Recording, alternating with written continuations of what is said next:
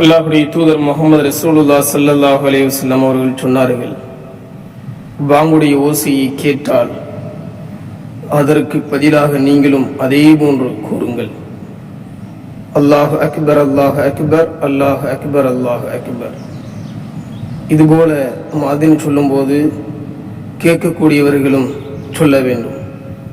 சும்மா கால அஷ்ஹது அல்லா இலாஹ இல்லல்லாஹ் அஷ்ஹது அல்லா இலாஹ இல்லல்லாஹ் என்று முஅத்தின் சொல்லும்போது கேட்கக்கூடியவர்கள் அஷ்ஹது அல்லா இலாஹ இல்லல்லாஹ் என்று சொல்ல வேண்டும். சும்மா கால அஷ்ஹது அன்ன முஹம்மது ரசூலுல்லாஹ் முஅத்தின் அஷ்ஹது அன்ன முஹம்மது ரசூலுல்லாஹ் என்று சொல்லும்போது கேட்கக்கூடியவர்களும் அதுபோன்று சொல்ல வேண்டும்.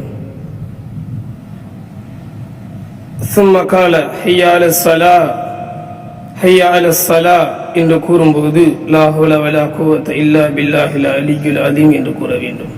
சும்ம கால ஹய்யா அலல் ஃபலாஹ் ஹய்யா அலல் ஃபலாஹ் என்று கூறும் பொழுது லா ஹவ்ல வலா குவத்த இல்லா பில்லாஹில் அலியுல் அதீம் என்று கூற வேண்டும். ஆம் கண்ணியத்திற்குரியவர்களே, அதற்கு பிறகு அல்லாஹு அக்பர் அல்லாஹு அக்பர் என்று முஅத்தின் கூறும்போது பாங்கை கேட்கக்கூடியவர்கள் அல்லாஹ் அக்பர் அல்லாஹ் அக்பர் என்று கூற வேண்டும். லா இலாஹ இல்லல்லாஹ் என்று கூறும் பொழுது லா இலாஹ இல்லல்லாஹ் என்று கூற வேண்டும்.